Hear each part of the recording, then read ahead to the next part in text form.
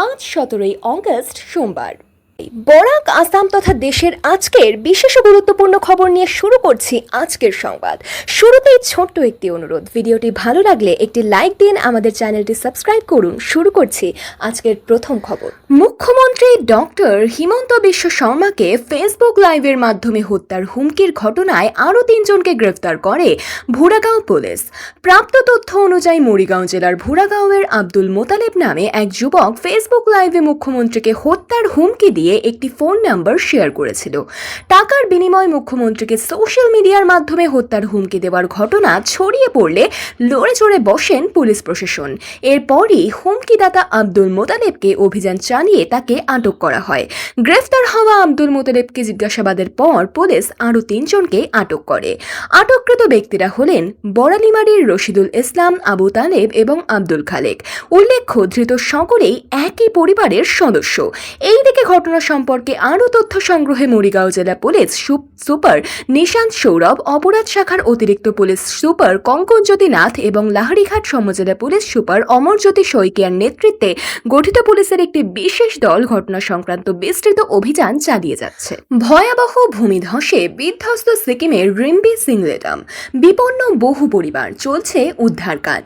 স্থানীয় বিধায়ক ও মন্ত্রী ক্ষতিগ্রস্ত এলাকা পরিদর্শন করেছেন। তারা বাসিন্দাদের সঙ্গে কথা বলে পরিস্থিতি পর্যালোচনা করেছেন। হুড়মুড়িয়ে ভেঙে নামছে আস্ত পাহাড়, পাথর মাটিতে তলিয়ে যাচ্ছে একের পর এক জনপদ। এমন ভয়ঙ্কর ভূমিধসে বিপন্ন সিকিমের রিম্বি সিংলেটামের 38টি পরিবার, চলছে বাসিন্দাদের সরিয়ে নেওয়ার কাজ। সিকিম প্রশাসন সূত্রে জানা গিয়েছে, শুক্রবার রাতে ওই ভূমিধস শুরু হয়, সেটা ক্রমশ ছড়িয়ে বিরাট আকার নিয়েছে। রবিবারও পাথরের চাই মাটি গড়িয়ে নেমেছে বসতি এলাকায়, তলিয়েছে কৃষিজমি। সিকিমের গিয়ালসিং জেলার ইউকোসাম মহকুমার অধীন রিম্বি সিংলেটাম এলাকা, এইখানেই শুরু হয়েছে ভয়ঙ্কর ভূমিধসের বিপর্যয়। 150-র বেশি বাসিন্দা বিপদের মুখে পড়েছেন। সতর্কতামূলক ব্যবস্থা হিসেবে বাসিন্দাদের নিরাপদ স্থানে সরিয়ে নিতে উদ্ধার কাজ শুরু হয়েছে।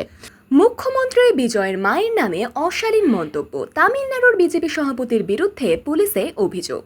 শনিবার চেন্নাইয়ে বিজেপির রাজ্য সদর দপ্তর কমলালয়মে সভাপতি নাগেন্দ্রন বিজয়ের মাকে ইঙ্গিত করে অশালীন মন্তব্য করেন বলে অভিযোগ।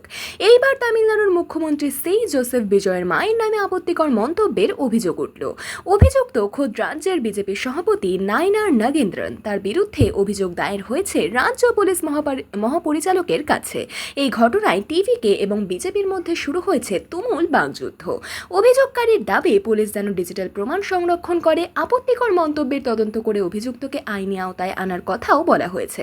এছাড়াও মানহানি এবং জনসমক্ষে অসদাচরণের জন্য ফৌজদারি মামলার অনুরোধ করা হয়েছে। কিছুদিন আগেই তামিলনাড়ুর বিধানসভায় মুখ্যমন্ত্রী বিজয় রাজ্যের প্রাক্তন মুখ্যমন্ত্রী ও ডিএমকে নেতা এমকে স্ট্যালিনকে আক্রমণ করেন। ডিএমকে জামানায় কিছু বিতর্কিত কর্মকাণ্ডের প্রসঙ্গ তুলে বিজয় প্রশ্ন করেন, বাবা কোথায়? এর জবাবে শনিবার চেন্নাইয়ের বিজেপির রাজ্য সদর দপ্তর কমলালয়মে নাগেন্দ্রন বিজয়ের মাকে ইঙ্গিত করে অশালীন মন্তব্য করেন বলে অভিযোগ। পরিবার সহ রহস্য মৃত্যু মুম্বাইয়ের নৌবাহিনীর আধিকারিকের, কারণ জানতে তদন্তে পুলিশ। ওই ব্যক্তি তার স্ত্রী এবং শিশু সন্তানদের খুনের পরে আত্মহত্যা করে থাকতে পারেন বলে প্রাথমিক তদন্তে মনে করা হচ্ছে।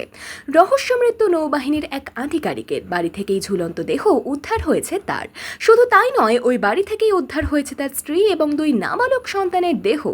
একসঙ্গে 4 জনের মৃত্যু নিয়ে তদন্ত শুরু করেছে মুম্বাই পুলিশ। প্রাথমিকভাবে পুলিশের ধারণা, স্ত্রী এবং সন্তানদের খুন করার পরেই আত্মহত্যা করেছেন ভারতীয় নৌবাহিনীর ওই নাবিক। তবে ময়নাতদন্তের রিপোর্ট হাতে আসার আগে এই নিয়ে নিশ্চিত করে কিছু বলতে চাইছেন না তারা।